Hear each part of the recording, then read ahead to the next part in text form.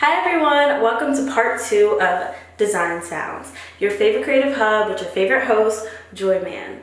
So today we are going to be going over branding and design and how they play a crucial role in the success of small businesses. And I'm so excited about this topic because this is something that I actually started my design studio over. I recently did a rebranding, I'll say a little less than 6 months ago, for the company Kumon. And they actually started in Asia, and it was this young father who was trying to teach his son math, and he wasn't able to do as good as a job as he wanted to. And so he came up with this program that his son did every night, and that's how they ended up coming up with Kumon. And I think a lot of the times when it comes to designing, we don't think about the backstory. And so it plays such a big role in how we should look at the brand. And I don't know if you guys know what Kumon's logo looked like, but it's kind of like a sad face. Like it's not like, you know, the happiest thing in the world to look at. It is supposed to be a confused face, but it doesn't feel like it. So I'll insert a picture of it. But I just personally, so as a kid who went to Kumon and, you know, went back there in my college years just to go ahead and be able to see what they do there and be able to design better based off of that, what I came up with was a full expansive branding and design outline of what they could do to make it a more exciting and kid-friendly space. It's for K through 12, but it doesn't feel K through 12. It feels kind of depressing. So I wanted to change that. And so this falls into, you know, our 5 things that you can do as a small business. So let's hop right into it, and I'll start my makeup too. So I'm doing a really natural beat today, and I'm just gonna start off with some rose water. Please don't look at my nails, they look a mess. I don't know why I opened my mouth, but I already moisturized my face a couple hours ago and everything, so I always use rose water as a refresher or a way to just get everything stimulating. But what I want to start with is that for branding, first impressions matter. When people look at your brand, the first thing they see is the first thing they understand about your brand. So, for example, take a business like Kumon. You know, it's supposed to be for a kid, and kids are supposed to get their tutoring there and do all these other things there. If they look at that logo and it's, kids don't feel safe or like this is going to be a fun environment to learn when they're already struggling to learn in school. And I think the logo is trying to relate, but if anything, we should want to create a more positive message, and the logo isn't the way to try to relate. Putting a confused or sad face on a logo is just like, no, it's not it. It's really not it. So I think that's a really big thing. How do people see you? What colors relate to what you're trying to impose onto people? Like, for example, yellow, an example, let's just say this is yellow. You know, it's fun, it's energizing, it's exciting, and also yellow makes you hungry. If you ever look at like places like McDonald's, Burger King, Taco Bell's purple, and I don't know if they're yellow, but if you look at a lot of food places, yellow is a sign of hungriness. Yellow, it exudes that energy out of you. So what business are you looking for? For me, I own a design company, and so I do blue because I can understand how people who aren't creative look at a business of creativity, and they're so professional that blue is an easy way to relate to people on professionalism. Blue is also a really calming color, which makes people feel comfortable. And so also tones and everything like that matter, but so many different things play into color along with what you're trying to invoke, you know? So first impressions literally are everything. So keep that in mind when it comes to thinking about your branding and your logo and how you want to communicate with people and what you want to communicate to them. So now I'm gonna head into doing my eyebrows now that my face is pretty dry, and I'm just gonna go ahead, and this is Brow Freeze by Anastasia Beverly Hills. And I'm just gonna go ahead, and it's like a eyebrow gel.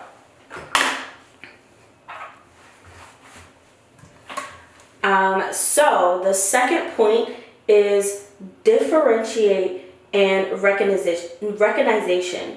And what that looks like is, for example, McDonald's. You know that big yellow M like it's nothing.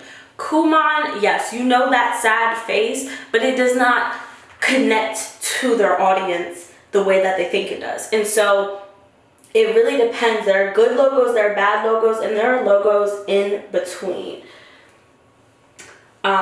So it is very important that you do a lot of study on your branding and companies around you that look similar or don't look similar.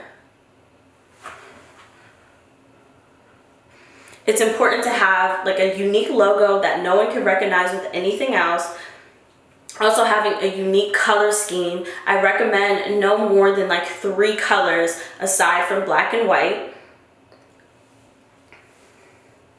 Having a strong visual identity, because all these things make your brand very memorable and make people want to come back. When you have a good logo, when you're consistent and someone can recognize it from a mile away, you're set. Think of companies like Barbie. They have a specific pink.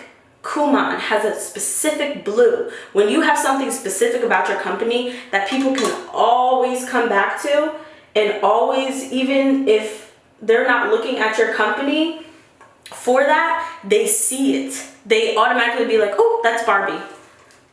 You know, like it is so important that your brand has something that people always want to come back to. And I understand how in ways it kind of sucks, because it's like, you know, you as a person is always evolving, and those were things like campaigns come in and various seasonal advertisements come in, but your branding consistent. You see companies do it all the time. And so when you stick with something, it's because you've either consulted with someone who is in design and branding and understand how to work in that world, or you personally, if you're doing your own content, you don't change it up.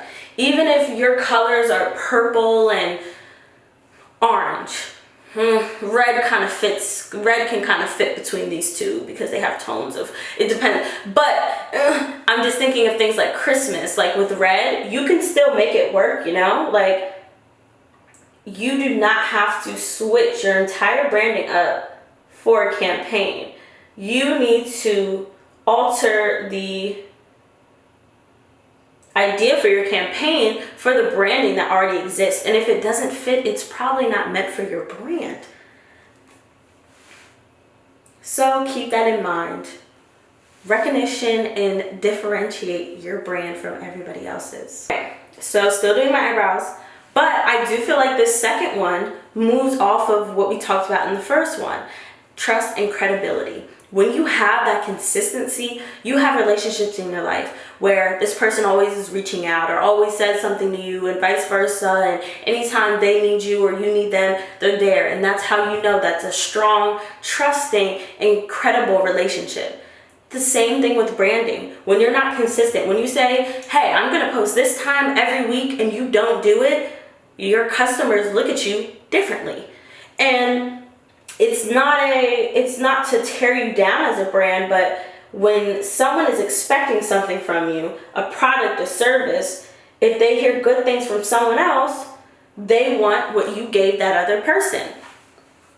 If that includes branding, that does. If that means you usually have, you know, a beautiful green packaging, and you have all these stickers, and someone recommends their other friend for this beautiful packaging that you created, and you're not backing it up, you know, because the other person who gets something, oh, you ran out of those boxes, so they got a regular white box. You have to accommodate for that, whether it's getting them an extra item in their box, whether it's something, because you don't know how they know about your brand. All you know is that they are a paying customer, and you have to treat every single customer you have equally. So it's truly like a cohesive and professional design really can change the idea of your brand to so many people.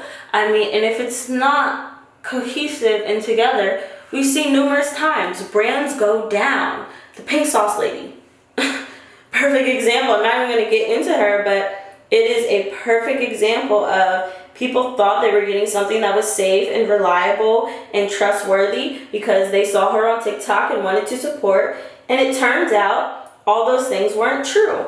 People don't want to buy it. People, it's all its credibility is lost. And that's the same thing when it comes to your logo, your business cards, all of it. The next example I have for you guys of how to deal with your brand is consistency and cohesion. Like I talked about a little bit before, even when you have campaigns like for holidays, you have to keep it consistent as everything else. You can't just switch it up. You can't do it. Even along platforms, your Instagram, your TikTok, your YouTube, they should not all look completely different, If I am talking about design on my YouTube and Instagram, my TikTok should also look like that. But that's because they're under the same name. Now, if you want to have a whole separate Twitter like I do, that's personal to me and it's my personal page and, it's not part of my business, that's a different story. But if it has my business name on it, Galleria Untitled, anything that touches Galleria Untitled has to be creme de la creme, okay? You cannot be going back and forth and no. It doesn't work. People get confused. People don't know what they're supporting, what they're showing up for. Same thing with Keith Lee. He makes these videos all the time. That's what they do. Kumon, they go ahead and they do reading and math.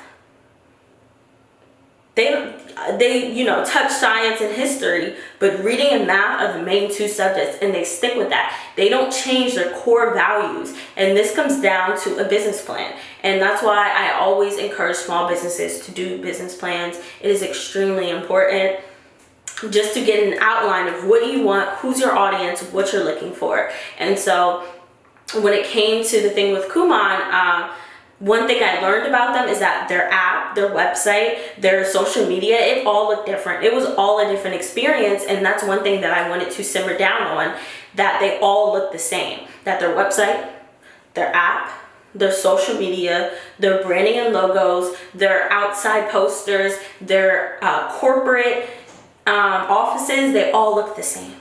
They all need to be connected. You think a company like Google, you can tell by the outside of Google what Google's going to look like on the inside because of the apps you've been on for Google. It seems such, like a small thing to think about, but it actually is so huge, and it makes such a big difference of how people recognize your brand and how professional and how their experience goes with the brand. And so take that into account before we get to our last step. So I'm going to curl my eyelashes first, but while we wait and watch me do this, I'm going to be talking about, they almost ripped my eyelash out! We're going to be talking about effective communication. So, one big thing when it comes to this is that some people really don't think design talks. And I think in my last video and also the title, Design Sounds, design speaks volumes, okay? I talked about it a lot in my last episode and how it does it. But let's look at Kumon, for example. That logo, it said something. It's kind of sad, it's kind of depressing, it's kind of like, oh my gosh, like, education doesn't seem fun, clearly. But design also speaks in a way that calming blue that they have is just so integrated into who they are as a brand, and it works for them. And they communicate this sense of calmness of when you come in. And the design and branding can be extremely effective to convey your values, your mission, and just have a unique and simple proposition that everyone can understand. So by using like different design elements and visuals and having just really a strategy, you can stay connected with your target audience on an emotional level, and not just, hey, come shop my brand, but more of just, why should I come to you? You know, that story about how it was started because a father was trying to help his son in school and he was struggling. That's what makes Kuman. That's what brings in people to come. Like, yeah, I'm a parent too. Like, my son is struggling, my daughter's struggling. How do I help them? And I know that's how my parents felt when they put me in Kuman. It's such a natural feeling. It's a feeling that everyone can relate to, and that's why the brand is successful, and it's been going on for a very long time. And that's what design does. It communicates the things that sometimes not everyone knows how to communicate, and design teaches you how to do that.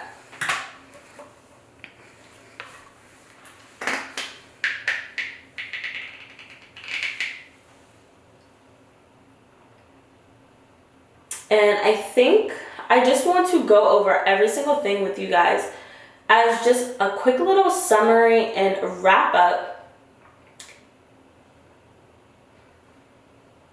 So first and foremost, first impressions matter. Don't let nobody tell you that they don't. You know, in real life, when you go to a job interview, what you're wearing matters. Let the design matter too. Second off, differentiate and have recognition for your company. When no one can confuse your company for somebody else, you did it. You're there. You got it. Okay? When people only see your business as your business, that is a great step past the first impression for people to always know it's you and to come back to you. Okay? Trust and credibility. When you go to a restaurant and it tastes good one time and you feel like, well, I don't want to go back because the service was bad or the food was bad.